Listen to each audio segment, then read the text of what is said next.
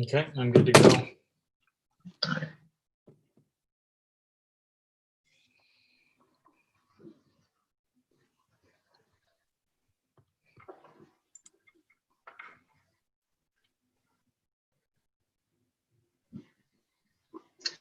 Alrighty, it looks like we are live.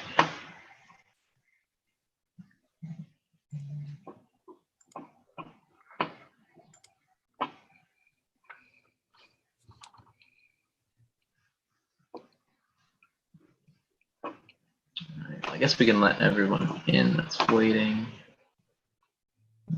Trickle in.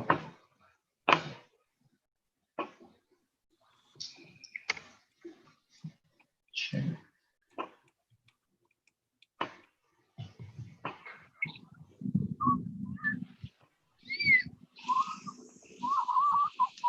Alrighty, it is 2. Let's get rolling.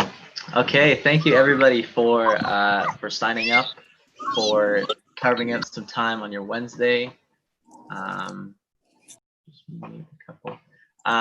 Yeah, so thanks for coming out and taking part in our first time homebuyer webinar. So my name is Sam Thompson. I am a local mortgage agent working for Joe Bladdock in the area, Barrie, Aurelia area, and we're joined today by Caleb Streeter, who will be covering the real estate side. So I'll primarily be focusing on mortgages, what to expect, all the boring but important facts and figures, and then Caleb looks after the fun side of getting your actual home, finding some properties.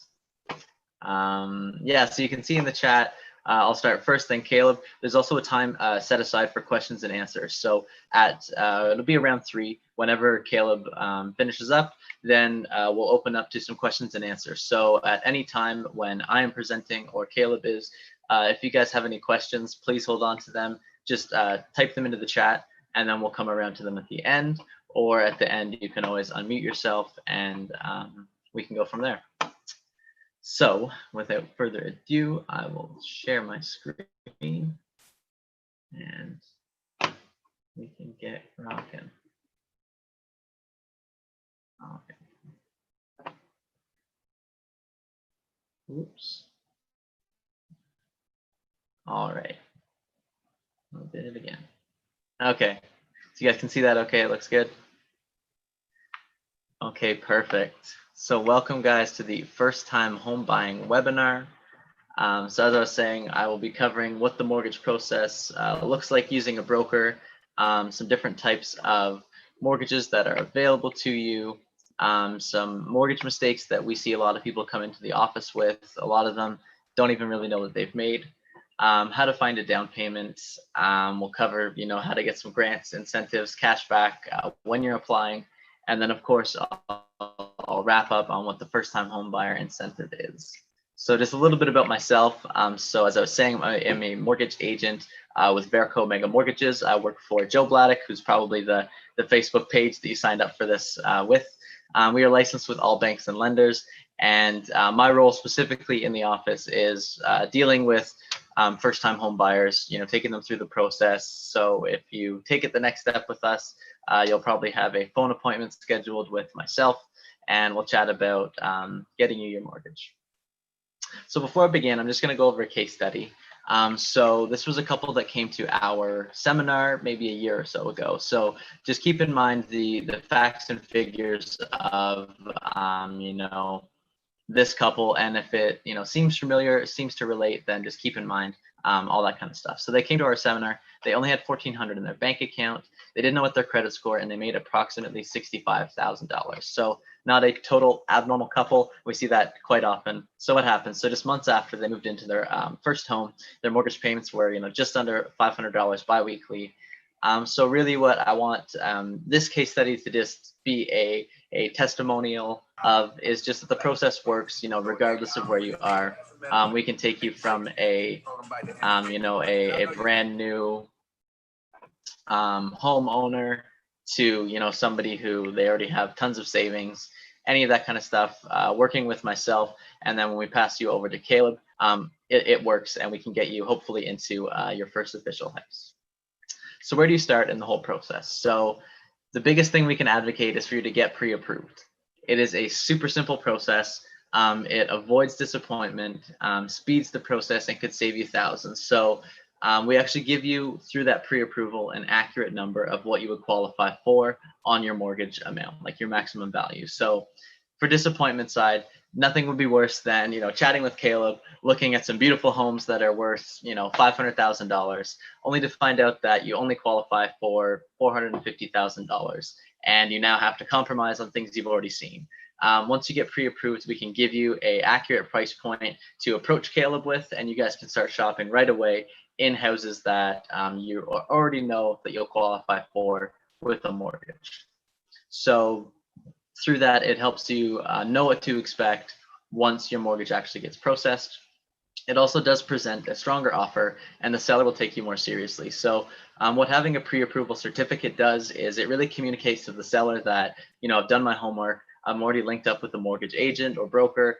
I already have been, pre-qualified for a set amount. So it really presents a strong offer that you've already started the process. And in this day and age and this time when we're seeing rates as low as they are, one of the greatest perks of getting pre-approved is it actually guarantees your interest rate for 90 to 120 days. So as we're seeing them, at record lows, it's a really good way to lock them in. If we see them rise, anything like that, your rate will be secured. So these are just some of the banks and lenders that we work with. Some of them you may recognize as, your own personal bank. Some of them you may not. Really, this is just to show that there is lots of banks and mortgage options available when you work with a broker. We really pride ourselves in being able to find a mortgage that's going to fit you best, rather than you going into, your bank and having to compromise by, the couple options that they have available for you. So how do you get pre-approved? So we're not really affected by the COVID that much in the terms of a pre-approval. They usually start with a text, an email. After this webinar, you're going to get an email from us that has a link to book an appointment with us. And it can be done completely over the phone. We can do it over text if you prefer, email, FaceTime. It says Skype, but more than likely we'll probably use Zoom. I don't know anyone who really uses Skype now. So it can happen completely virtually, and we actually don't have to meet or anything through the entire process. It can be done completely virtually, and all you'll need to bring to that meeting is going to be a pay stub, a photo ID, and then the rest, like documents, you can just email that to us, or even fax us if you need to send us some more of those documents later on in the process. So why would Canadians use brokers? So the biggest thing we can advocate is, to find mortgages that fit. So you can't really tell from myself or Joe's not here, but we're both quite tall guys. So the process of finding a t-shirt is actually quite a challenge. It can fit sometimes on the shoulders, but then you're swimming in it, or it fits well around the waist, but it's a crop top like the poor guy on the right image. So we really want to find mortgages that fit your exact needs so that you don't have to compromise in certain areas. So as I was saying, we give you access to way more products. You saw all the banks before and lenders that we work with that all have a very wide range of the products that they offer. We protect your credit score by doing only one credit check. So rather than getting individual checks at each lender, what we do is we just do one hard credit check, and that's valid with all of our banks and lenders that we currently work with. So you can find multiple products that are going to fit your goal and protect that credit score for you. And one that I really like on this list is going to be buyers having a unique story. So we really don't have, two mortgage applications that are the exact same.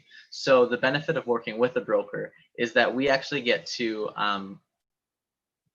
submit your application directly to the lender, and in that process, we can actually sort of advocate and give a background of who you are and what your credit looks like to help you get pre-approved faster. So just as a testimonial for this, earlier in the year, about February, prior to all the COVID stuff that's happened right now, we actually had a client come in, and in his past, a few years ago, he had poor credit, that, you know, he had some missed payments. And rather than submitting that to a bank where, you know, they could just decline him for having those missed payments and a little bit of spotty credit, we were able to find out that at that time he was actually only a seasonal temporary worker. And since then, he had acquired full-time permanent status at his job. So just after, you know, mentioning that in our submission for pre-approval, I think it was maybe a day later, he got fully pre-approved. So we really get to advocate on your behalf. We get to explain your scenario, and it's us actually dealing with the underwriters that we work with all the time. Oops, sorry. So using a broker is also completely free. So we don't get paid by you at any stage in the process. We actually get paid by the bank or lender that we get your mortgage funded through. So at no point in the process do you pay us any money. So it is always in our best interest to get you the mortgage you're looking for, as well as have it done as smoothly and as simply as we can possibly do it. So as I was saying, there's lots of mortgages that are available to you. So again, using all the lenders and really getting an idea of what your scenario looks like, we can find the correct mortgage that'll fit your needs. So if you're looking into a new build mortgage, we can do that. If you're looking to flip your home, portable mortgage, you know, cashback mortgages, anything like that, through just chatting with you and looking at your scenario, we can really find you the mortgage that's going to fit you the best. This is one of my favorite points about using a mortgage broker. So there was a study done, I think a couple years ago, that showed on average, Canadian brokers saved their clients an average of $42 per month compared to going to their institutional lender. So what that works out to about is a small Timmy's coffee every weekday of the month. It originally said every day of the month, but since the prices have gone up, we'll buy it for you Monday through Friday. So if you're like me, you love coffee, if you work with us, then you get to say that we bought you a coffee every single weekday of the month. So it seems like a win-win to me. So now that we've established the difference between, you know, using a bank versus a broker, we're going to look at some of the mistakes that we see people make in the office, you know, when they approach us to get their first mortgage. So number one is going to be ignoring your credit score. So it's always a good idea to find out where you stand in having your credit score checked. It helps you not to get stuck with a bad rate. So, you know, if you look at your credit score and it is pretty low, it gives you an indication of sort of where you're at. If you need to start, you know, working to get some more savings to increase that score, to pay off some loans. It really is kind of just a pulse check to see where you're at credit-wise. It's super easy to check what your credit score is now. You can do it through Equifax, also, you know, sites like Credit Karma, or any mobile banking apps usually have that feature as well. I know CIBC does, as well as RBC. So it's always a good idea to see where you're at credit-wise. Also, if you have gone through a bankruptcy or a consumer proposal, we always want to advocate that you follow the 222 rule. So what this is if you have gone through a bankruptcy or consumer proposal, the banks are not going to actually lend you a mortgage until you have a minimum of 2 credit cards for 2 years with a $2,000 limit on those cards. So if you have been discharged and haven't done that, it's going to be the first step you're going to want to make moving forward. So this is just a quick breakdown of, you know, sort of the range of what your credit score can typically look like. So anything above 630 is considered a pretty good score. You know, you won't have that much issues. Anything in the 700s, you know, 690 and above, you're very strong credit score. Anything lower than 630, we will probably have to work with you either to just find some strategies to start building that credit, maybe some things to pay off, or even if you're, you know, eager enough, we can go through a B lender to get that mortgage approved for a lower credit score as a minimum. And just a quick breakdown so you guys have a better understanding of, you know, what goes into actually calculating your credit score. You can see in the chart here that the biggest portion of what they look at to calculate it is going to be what your credit history is. So this is going to be the length that you've had those credit accounts. So if you guys have any, you know, old banking accounts from high school or from college that you don't really use that much, but you still have, it's always actually good to hold on to those to keep your credit score strong. Because the minute that, say, you close that account to open a new one, you lose all of the credit history that's attached to that one credit account. And you can see the second highest one is going to be debt owed. So there's always a good ratio to stick within when you're working with credit limits and what the current balances are. So how we like to kind of illustrate this is, does it look better to have a $900 balance on a $1,000 credit card or a $900 balance on a $10,000 credit card? The banks will look at those. You might be thinking it's $900, it'll be the same. It's actually quite different. They will look at having $900 balance on a $1,000 credit score much worse than the other option, because it's actually showing that you've used 90% of the credit that's available to you. So it's always a good idea to keep working within, around under 50% of your credit account balance, limit. That's actually going to give you a better score just working within that ratio. Mistake number 2 is not reviewing your options. So it's great to be doing research ahead of time, checking at Rates by Rate Hub. A lot of those things give you a good idea and some good information on what to expect in getting a mortgage. But there's many different rates, lenders, ways to pay, and penalty calculations. So don't get one-track minded and stuck on, this is the one way I have to do it. So just looking at rates, for example, 2.84 versus 2.99% as a rate. Is there a difference? So first of all, you'll probably notice that this is a older slide, as we're not seeing rates anywhere near 2.99, quite a bit lower now. But when you see it on paper, it doesn't really look like that much. But let's look at what that saves you over the life of your mortgage. So it's $1.40 a day, $42 a month, and over the life of your mortgage, 0.14% difference can actually save you close to $10,000. So rate option is always going to be a massive thing to look at when you're trying to find a mortgage that's going to fit you best. Different banks. So I showed you the slides earlier of the banks and lenders that we work with. There's more than 1,000 different mortgage options that are available to you. So by working with us, we will run your specific scenario by each of them, and it can actually result in tons of significant savings, because we'll just do one credit check, and then we can base that against all of the lenders that we currently work with to find the one that'll fit you best. Payment options, monthly versus biweekly. Biweekly is always going to be your better option versus the traditional monthly payments. So as you can see in the chart here, the blue chart indicates a client paying off their loan on a traditional monthly, whereas the yellow chart is going to be at a biweekly frequency. So even just increasing the frequency to 26 payments over the course of the year versus 12, you're actually going to save a lot of money on interest, and the life of the loan could actually be shortened compared to what it would be on a traditional monthly basis. Penalty calculations. So this is actually one of the biggest things we can advocate of really reviewing the options that are available to you. So in any event where you're forced to break your mortgage, we know that life happens. Sometimes there's a separation, there's job loss that you have to move.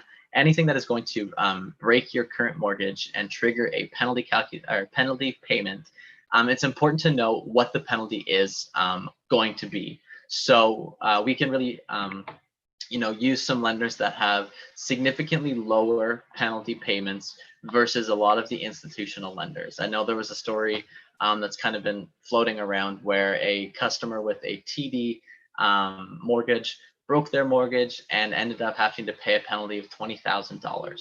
So you don't want to get stuck paying that just because life happens. So again, it's always a good thing to keep in mind. Mistake number 3 is borrowing too much. So we don't want you to overextend yourself, get into the most expensive house you can find, but then not actually have enough money to live while being in your new home. We want you to be able to order in from DoorDash, extend your Netflix subscription, whatever you guys are doing to stay sane during COVID. We want you to be able to live in the new house that you purchase. And on the topic of borrowing too much, when we can talk about borrowing before you buy, if you do plan on getting a car loan, we want to recommend that you wait and get a mortgage first, because we've seen that car loans with payments of $300 to $400 can actually pretty heavily affect what you could qualify for as a maximum like property value amount. And if you do already have a car loan, don't stress, don't worry about it. Reach out to Joe or myself, and we can really work with where you're at the scenario, find some ways around it to still qualify for the most you can. Mistake number 4 is forgetting about closing costs. This is a biggie because they are kind of this hidden fee that people don't really think about. There's a lot of things that go into it, and it kind of sneaks up on you. So in person, when we do these seminars, we have a lovely little laminated booklet that we hand out to everyone that they get to take home. Seeing as this is online, we are going to be emailing you guys the closing costs worksheet through the email follow-up from this meeting, and that'll kind of detail what to expect in terms of, you know, those kind of closing cost payments that you'll have to make. Mistake number 5 is simple enough of not getting pre-approved. So it's super simple. It's maybe a 5 to 30-minute conversation with me. You only need your ID and pay stub. It is completely free, guys, and it can help you win an offer. So it's a really great thing to take advantage of, and a great first step if you're not sure, you know, where to go after this webinar. Give us a call, reach out. We can do a pre-qualification or a pre-approval. After you know, you've chatted with us, you've been pre-approved, you really want to stress to set up your home buying team. Never rely on seller's agents. So again, working with a mortgage broker, working with a real estate buyer's agent, you know, Caleb, they're going to be great assets to have in finding the perfect home for you, because as your buyer's agent, they're going to be working with your best interest at heart. Don't rely and don't settle on, you know, using a seller's agent, because a lot of the times they're always going to have the seller's best interest at heart versus you. So we can really not stress enough to set up your home buying team. It'll pay off very, very highly through this entire process. So we're just going to quickly breeze through this second case study. So this was over in Tavistock, Ontario. So they had the property was valued at $329,000 when they bought it. Their down payment was $16,000, and their biweekly mortgage payments were $696. So what happened? Just after 5 years, the market value of this home actually increased to $419,000. They had $339,000 of mortgage at that time, so they could sell that home and take $140,000 to equity, in equity, to their next home in 5 years. So this is really just a testimonial of what a return real estate can have on your investment. Really, no other investment, TFSAs, anything like that, after 5 years can give you $140,000 in equity. And of course, no other investments or savings, you can't live in any of those, whereas you can actually live in your home and have it be earning equity as time goes on. So now we're going to go into the best part, definitely my favorite part. It is how you guys get money. I love saving money and, you know, sharing those savings, grants, rebates. So there's the ticker. It is the best part. All right, so the first one I'm going to go through here is going to be the energy efficiency refund. So if you're a first-time home buyer, you are entitled to a refund of approximately $1,000 if you purchased an energy efficient home. So as an example, if your home costs $425,000, that refund will work out to be about $1,100 just from purchasing a energy efficient home. Ontario Land Transfer Tax and Toronto Land Transfer Tax rebate. So this is the big one, especially if you're a first-time home buyer. So the refund works out to be approximately $4,000 in Ontario. If you are planning on buying in Toronto, not sure that anyone here is, but if you are, they will kick in an additional $3,700 to that refund. So the total rebate, if you're a first-time home buyer buying in Toronto, would be $7,700. New to Canada benefits. So this is a really cool initiative to help some newcomers to Canada get into their first mortgage. So what this is they've actually reduced the employment requirements from a minimum of 3 years to just 3 months, as well as there's no credit score that is required. They will just need to see what your bank statements, insurance statements, phone bills, they'll look at it that way. So this is a really cool initiative to help if you are a newcomer to Canada, you know, get over some of those hurdles that can sometimes be really tough to, you know, get over to actually get into your first home.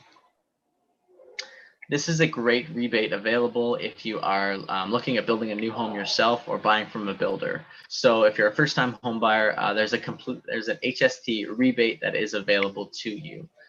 So buying a new build home or building one yourself, it'll have a HST payment on it as well. So if you are a first-time home buyer and the new build is going to cost roughly $425,000, then roughly that rebate works out to be about $33,000 back into your pocket. Tax credit that's available. So if you're a first-time home buyer, on your income tax form, there's a credit of up to $5,000 that you can fill out. So just as an example, if your family household income was $85,000, that works out to be about $2,100 back in your pocket. That is a super simple one. It is literally on your income tax, just filling out on one of the lines, $5,000 tax credit, and that is completely there for you to apply for. So free 1-year home warranty that's available to first-time home buyers. So a lot of the lenders that we work with will offer you 1 year free of home warranty against home heating, air conditioning, electrical, water heater, and plumbing. Guys, Murphy's Law, if anything's going to happen in your home, it'll happen within the first year of buying it, right after you've paid out your down payment, you've paid for all the closing costs, something's more than likely going to go wrong. So it covers up to $10,000 in repairs, and there's no inspection required to take advantage of that. If you're having trouble finding your down payment, you can withdraw from your RRSP completely tax-free. So they've increased it from $25,000 to $35,000 that you can withdraw up to, or $70,000 per couple, completely tax-free. So that can save you $21,000 just in tax. So for this one, again, to apply, you only need to be a first-time home buyer. If you are someone with a disability or buying a home for someone with a disability, you qualify. And if you just haven't owned any property in the last 4 full calendar years, then this is applicable to you as well. How to get a down payment even if you don't already have one. So time and time again, we see clients come in that, they have great credit scores, they have great income, they just don't have the savings to get over the hump of getting a down payment. So what is available in the Simcoe County area and all of these municipalities listed here is going to be a municipal housing grant. Some of them have different names: affordable housing, municipal grant, there's a lot of different names for them. But what they all are is they work as a forgivable shared equity loan on your house. Some of them work at 5%, some of them work at 10%. But the benefit of using these is that they will give you an extra 5 to 10% down on a shared equity loan, but it is completely forgivable. So if you purchase a home and live in it for a minimum of 20 years, then that loan is completely forgiven. You don't have to pay anything back to them. There is a bit of a wait list for this. Generally, you sign up and it takes about 6 months to 12 months to get funding. So this is a great grant to take advantage of if your timeline works out to wait to get funding for that down payment, 6 to 12 months down the road. Other ways of accessing a down payment are going to be through a line of credit.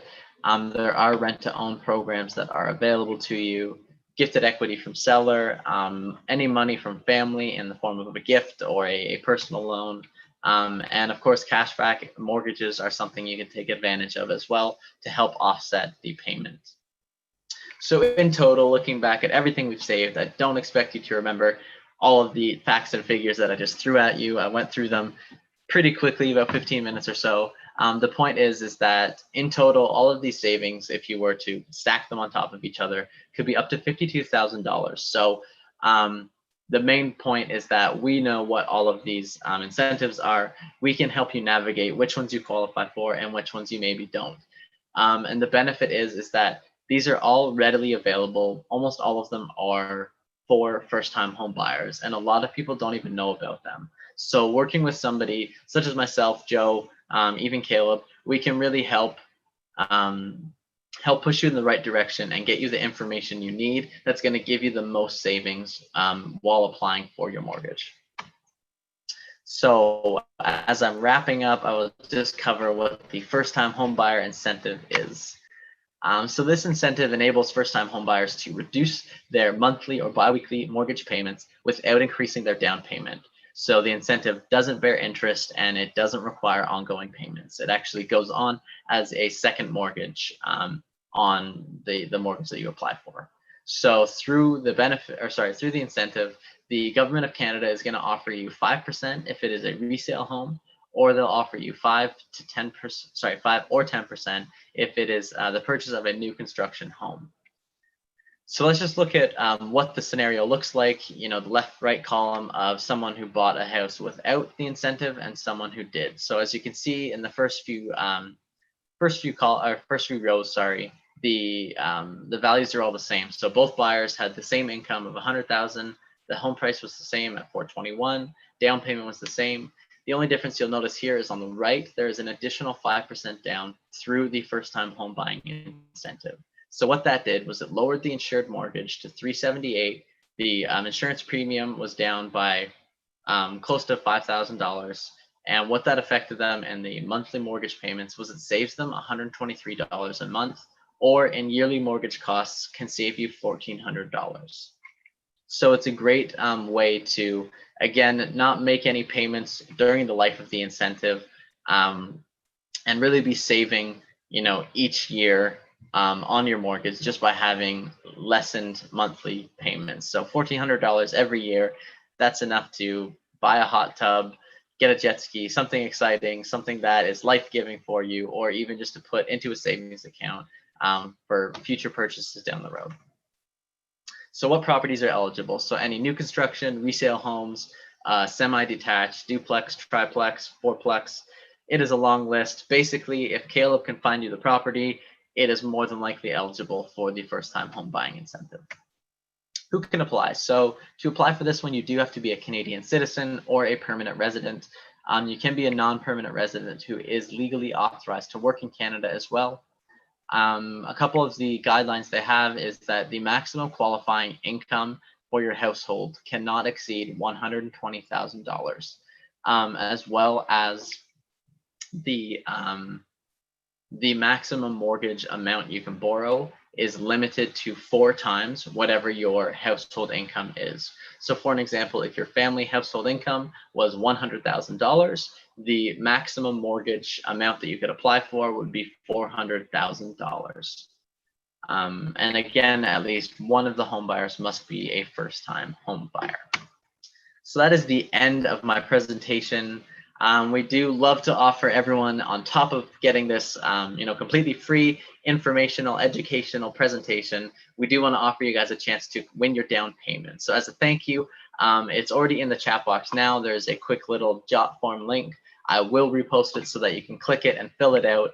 We only need your name and home address, and we will send you a quick thank you card as well as a scratch ticket where some of the prizes can be up to $10,000. So we would love at the end of this to hear that you got a ton of information on how the process works. You've been connected with a mortgage agent as well as a real estate agent, and then on top of that, you fully win your down payment just by filling out a form, scratching 3 boxes, and winning $10,000. So thank you guys so much for being patient, for listening to all the numbers that I was throwing at you. I hope a lot of it stuck. If not, go ahead and write in the chat box any questions that you guys had. And then when we round off the presentations, I will go through anything that I missed or anything you want extra clarification on. You can call and text the office at either of the numbers there, or visit us at mortgageweb.ca/barrymortgagebroker, or even facebook.ca/bmortgagefree. Thank you guys so much. I know that was a lot. That is the end of my presentation. I will kick it over to Caleb, who's going to talk about the exciting side. I deal with a lot of the boring numbers. Again, Caleb deals with a lot of the fun, excitement, shopping for a home. Yeah, so go ahead, Caleb, whenever you're ready. Thanks, Sam. Appreciate that. Yeah, your side is pretty boring now that you say it like that. No, I'm kidding. Yeah, of course, the fun part of the process is going through houses, but can't stress enough, and you'll see in my presentation too, for the people watching today, is it doesn't make any sense to see a house unless you have that license to shop, that golden ticket, which is first speaking with yourself and having a pre-approval. And like you said, a lot of millennials are on the hunt for their first mortgage, and we like to text, and we can text you and get the process done that way. At least it allows us to start looking at places. And then in terms of conditions of the mortgage or conditions of the commitment and just appeasing the paperwork side of things, then it's back to the boring stuff.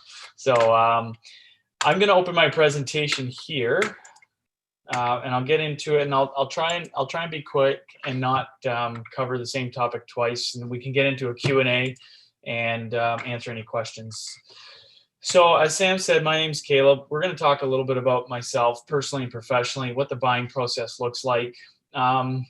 Being a full-time real estate agent, working with first-timers all the time, what sort of advice would I give to you as a first-timer? What are the costs involved in buying? We did speak about that a little bit.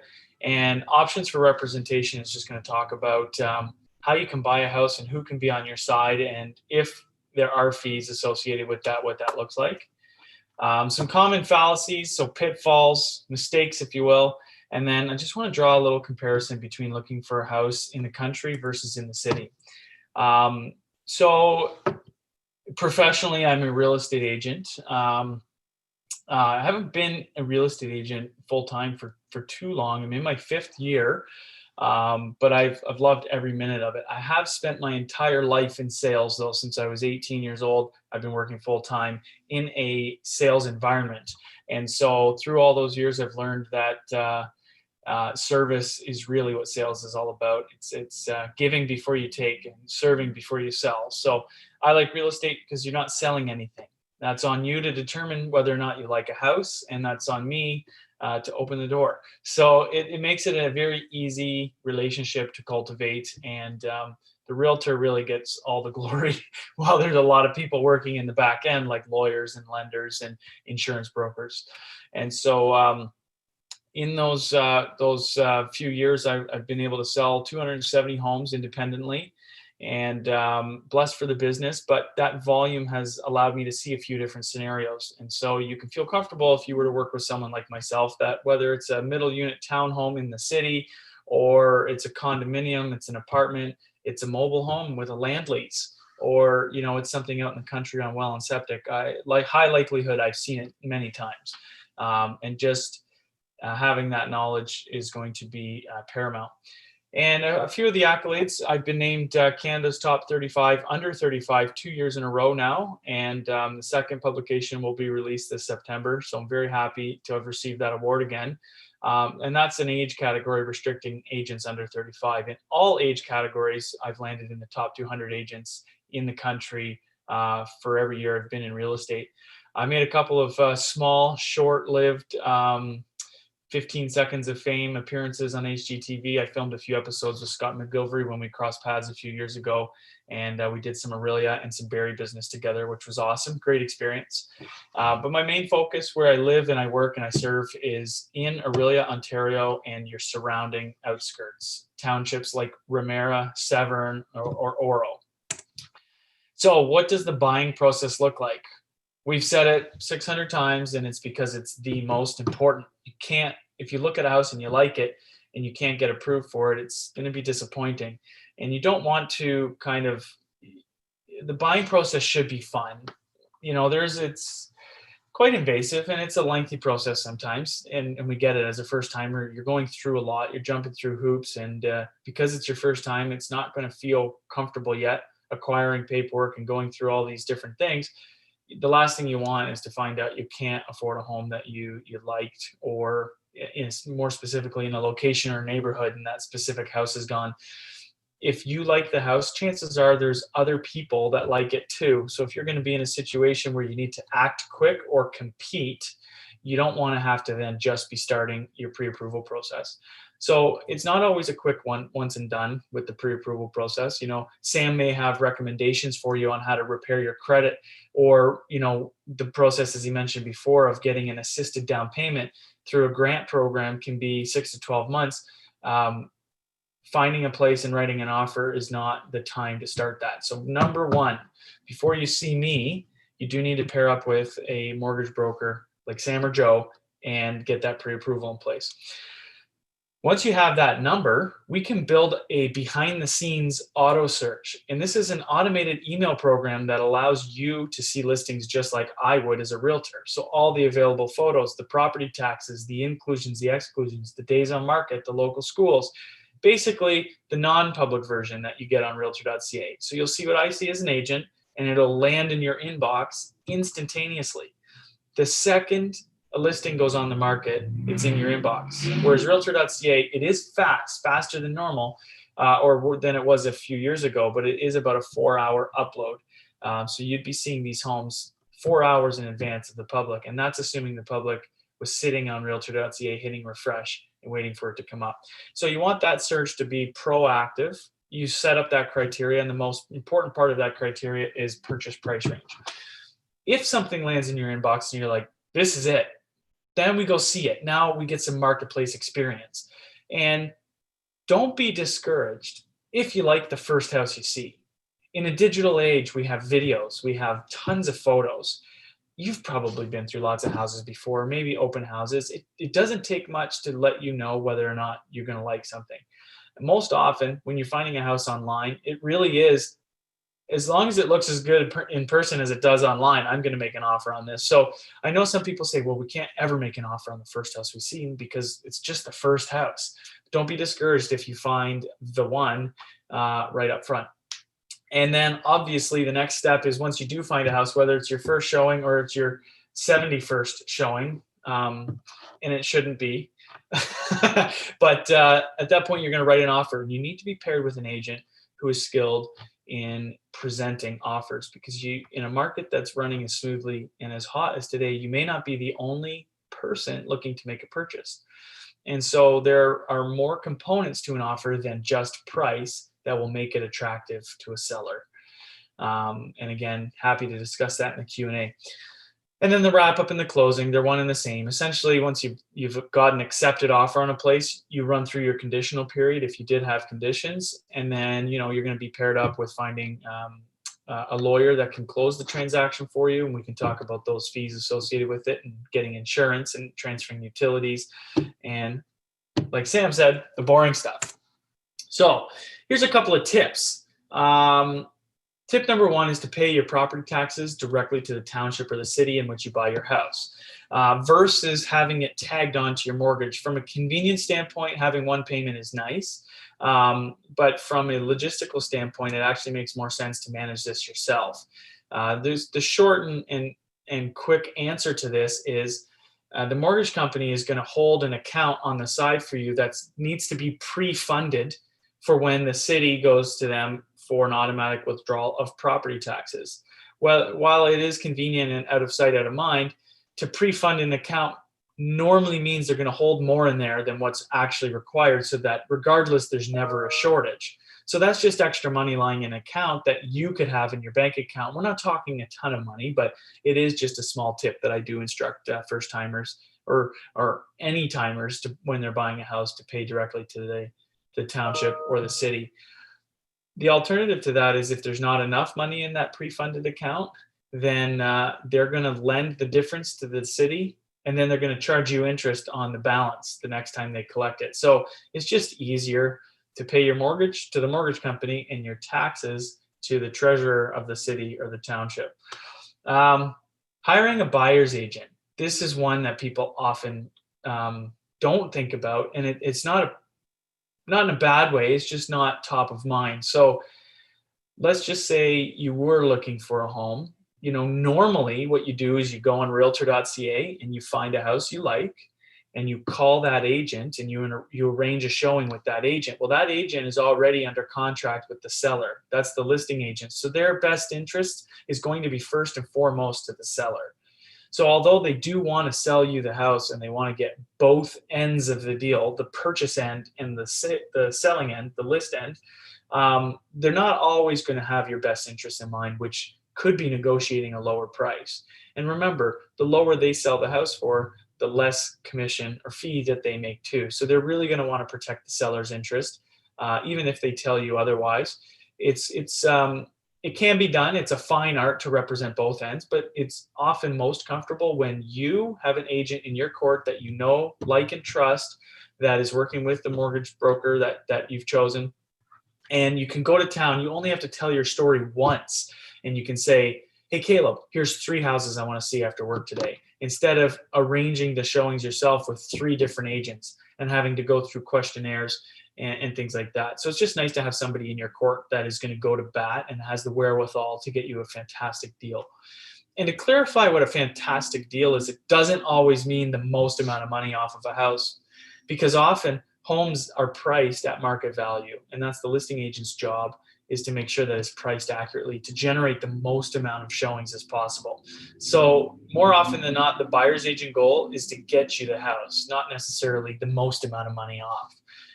And buying a house at market value is a deal in itself, because it can be one heck of an investment if the market inflates and you're making tax-free dollars without having to do anything. Qualifying for land transfer tax. Sorry, my screen is in the way here. I'm just going to move that over. So the rebate here, if you do have a co-signer and you arrange with the lawyers, you can have a different percentage ownership. So say it is your mom or your dad that signs on the house with you to help qualify for the mortgage. Well, they can be a 1% owner. You can be 99% owner. And although your parents do not qualify for the rebate because they're not first timers, that's only going to be 1% of the deal, and you'll get the rest of the rebate. Did I say that right, Sam?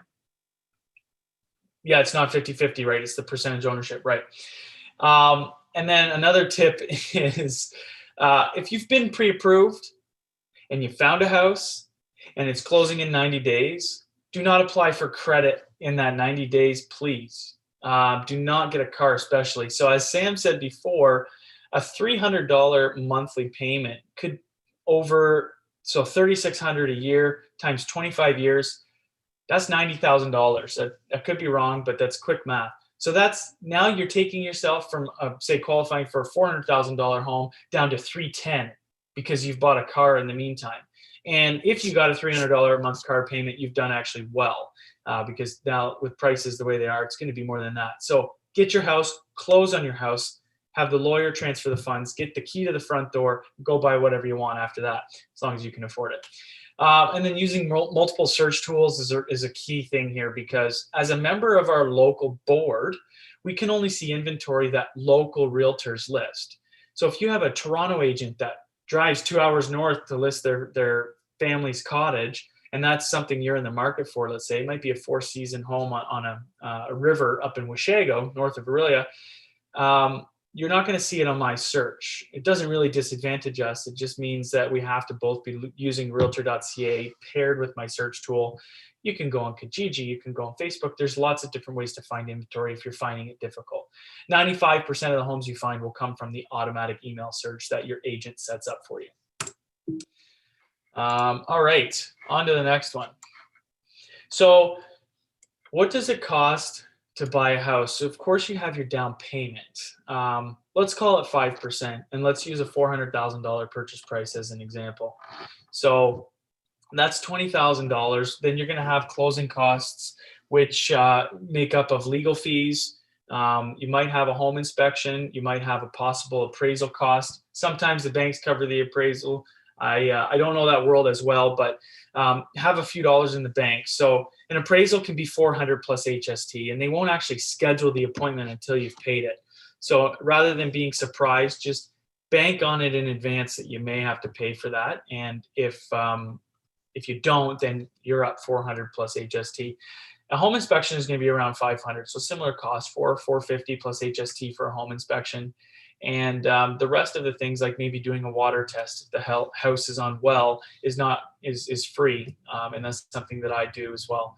And so aside from the down payment, you'll have the legal fees as well, which they average about $2,000 for a purchase, $2,100 for a purchase. And I just pulled those stats recently from a local lawyer here in Aurelia. From January 1st to today, what his average purchase close was to the buyer. On the selling end, it is cheaper because there's no title search and there's less disbursements. But yes, so put aside about 1% of your purchase price in addition to your down payment. So on a $400,000 house, you have a $20,000 down payment, and then you also have $4,000 to disperse between inspections, appraisals, and closing costs. And you know, in some cases, you might get caught where the seller has prepaid the property taxes for the year, and if you close in February, you're going to have 10 months of property taxes to pay for up front. The city's not going to give you a rebate. You have to reimburse the seller. And so just have that 1%, give or take, in cash if you can. You do have to make a deposit with an offer. And a deposit and a down payment are two different things. But the deposit comes off of your down payment when you close and you go see the lawyer. So if you buy a house and you make your offer with a $5,000 deposit, upon acceptance, you would give a $5,000 check to the listing brokerage of that property. And again, your agent will walk you through all of that, and a good agent will even deliver your deposit for you. Just saying. And that $5,000 will come off your down payment at the end of it. So instead of bringing $20,000 to the lawyer on closing, you'll be bringing $15,000. So it's not lost money. It's just your financial consideration in the deal, since you don't have physical collateral to offer, which the seller does, and that's the actual house. Okay. Options for representation. I mean, I'd rather answer some of these in Q&A. It's not really something we have to spend too much time on, but hire a buyer's agent. Sit down with somebody, interview them, interview a few people, find a fit, find somebody that's going to work for you while you're at work, that's going to be finding inventory, that communicates well, that picks up their cell phone when you call them, that maybe your preferred communication method is text. The nature of your job makes it easier for you to send a quick text. You can't hop on a phone all the time, or maybe you like email. So find somebody who speaks your language basically and understands your preferred communication method and is comfortable with that, and that is available. And so my recommendations there are, if you're looking for a realtor, you should find somebody who's full-time, because 9 times out of 10, the houses you're looking at, they may have already been through if they serve that local area and they're active agents. They're going to be able to bring you a lot of insight and save you time from going through properties that aren't good fits. So the other options are to go directly through the selling agent. We talked about that. It was on before. Not advantageous there. Of course, we can't get And then it the back. last one is representing yourself, which is just going through lawyers, and that's just a recipe for trouble. So we're not going to talk about that. Since it's free to use a buyer's agent, why wouldn't you? So No time information. I'm getting a little bit of feedback in my speaker. Can you guys hear me It's all okay? connected with that darn thing up there. Just going to, okay, that's better.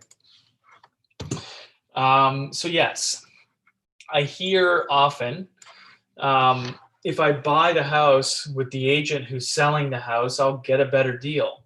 Well, I mentioned a million times it's free. So you're not paying a buyer's agent, so there's no deal to be had. The seller would be the only one that would benefit from that if the seller is, if the agent and the seller work out a deal where they would lower the commission because they're getting both ends. But that's a savings to the seller. It doesn't necessarily mean they're going to pass that on to you and lower the price of the house below market value just because the agent is willing to toss in a few dollars. So it's extremely rare that savings gets passed on to you. An agent is going to want to protect their income more than they would to lower the price of the house.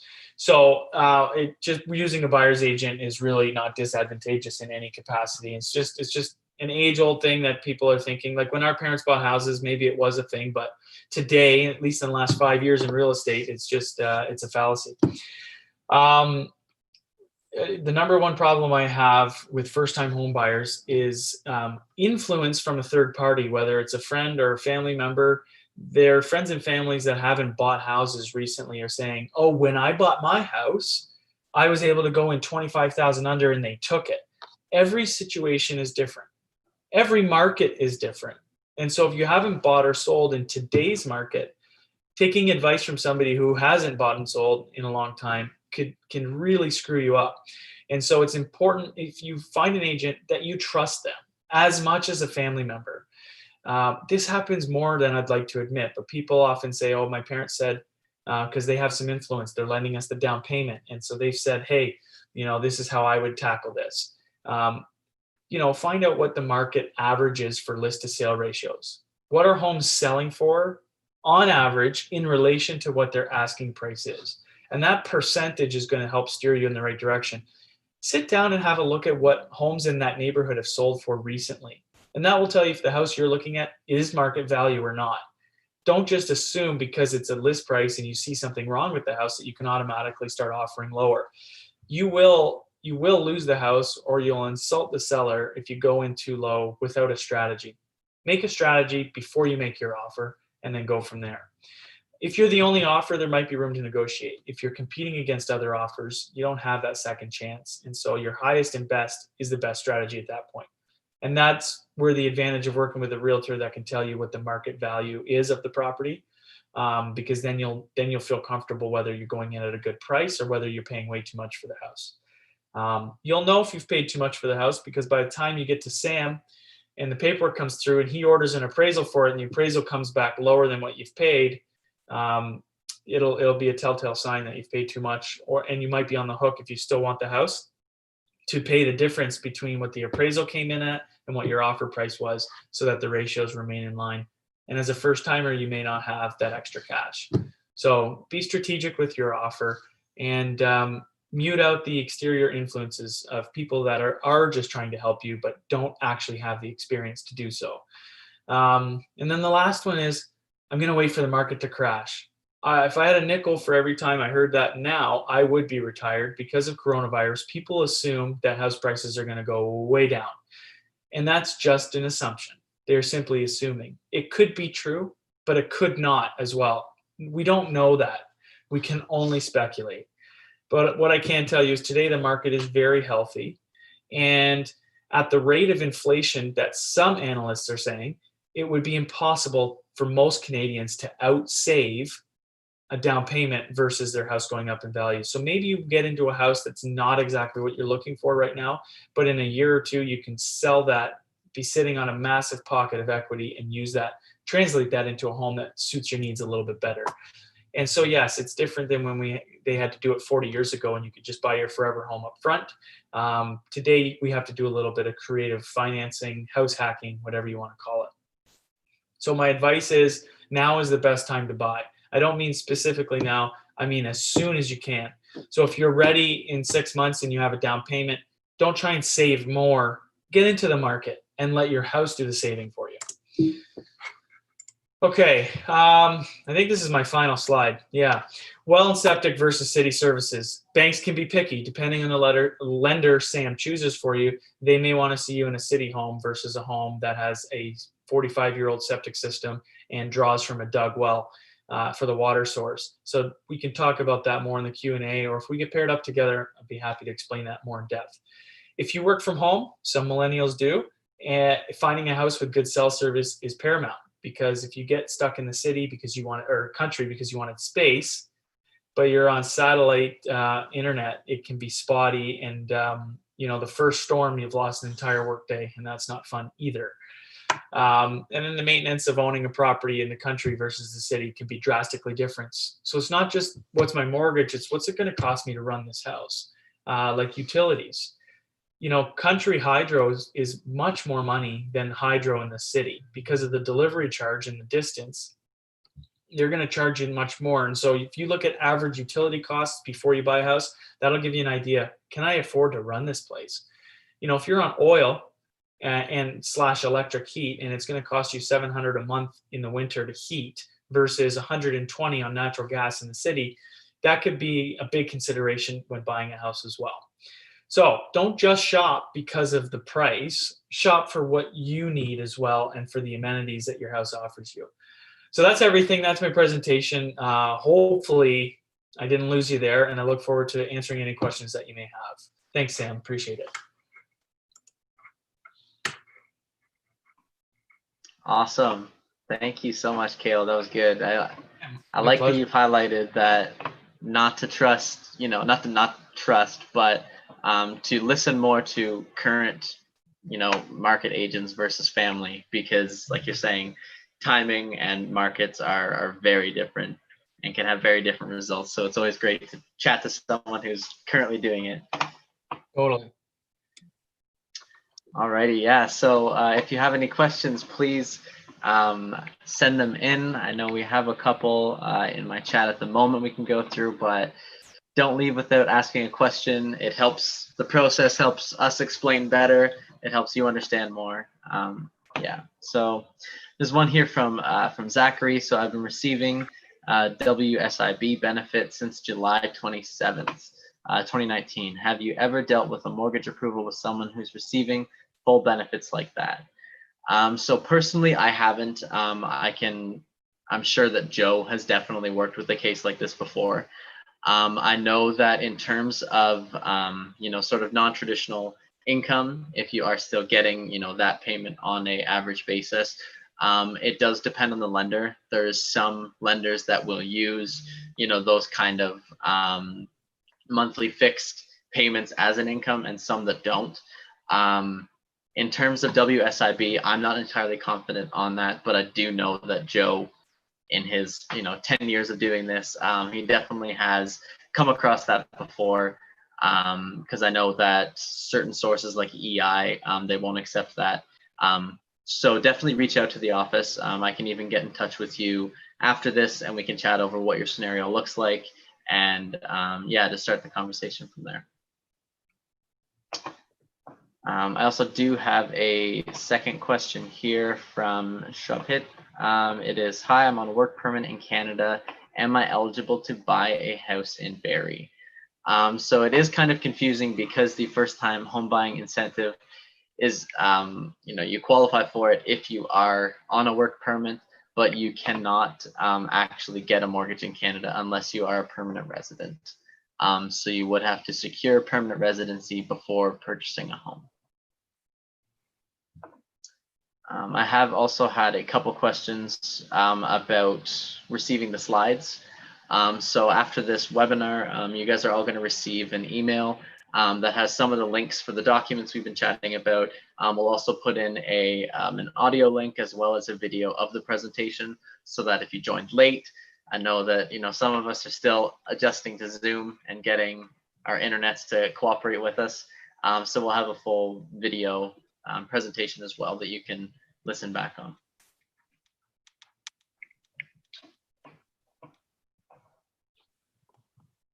Okay, another question here from John. So does the term of the loan, example, open versus closed term, depend on the size of the down payment?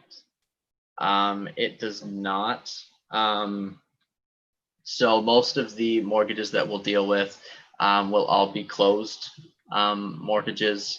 It's not dependent on the size of the down payment. It is just a different mortgage term, closed versus open. Generally, they're all going to be closed terms. Another question here from Janish. So how long shall I have to be working with my employer?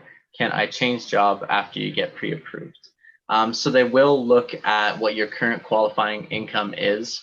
That will be the biggest factor in getting your mortgages. But lenders are actually starting to ask for previous employers as well as what the income was with those employers. So they are factoring in what you did make in the past. But in terms of qualifying for the mortgage, it will be whatever your current stated income is with your current employer. And they do need at least a minimum of 3 years experience in that current, just in job experience. So it's always good to have that information handy, so that when we do, complete the pre-approval, you have the appropriate amount of work history so that we can get you approved pretty quickly. It's a good question, though.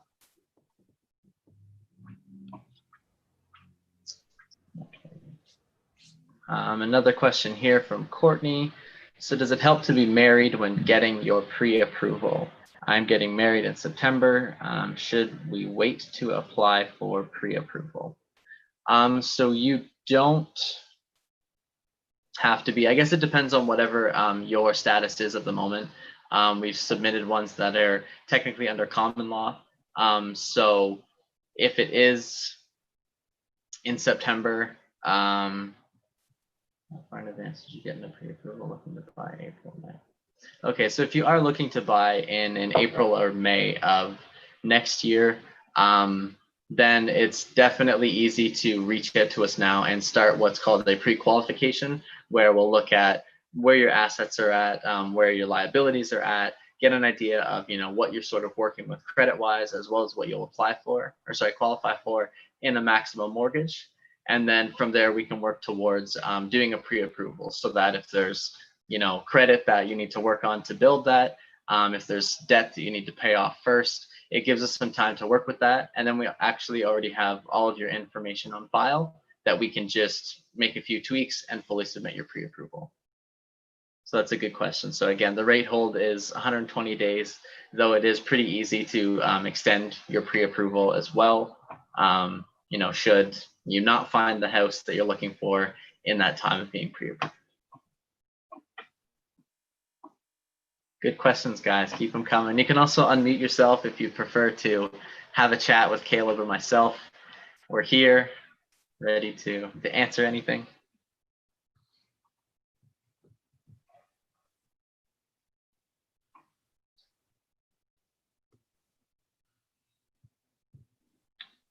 A secondary question here from Courtney. So does it hurt your credit to get pre-approval or pre-approved several times?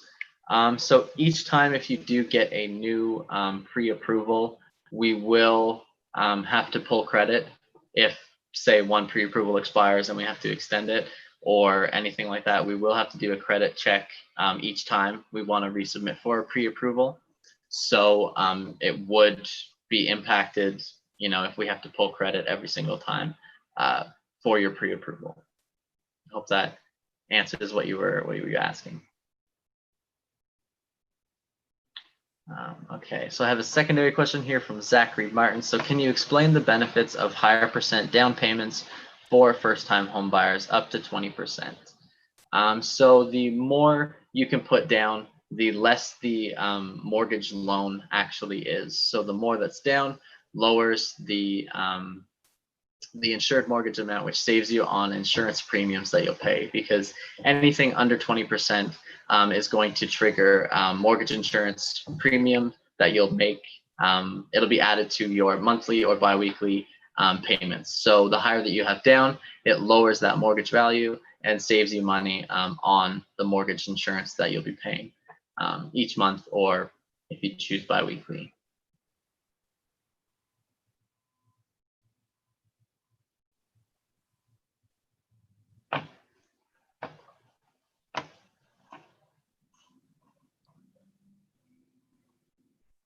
Alrighty.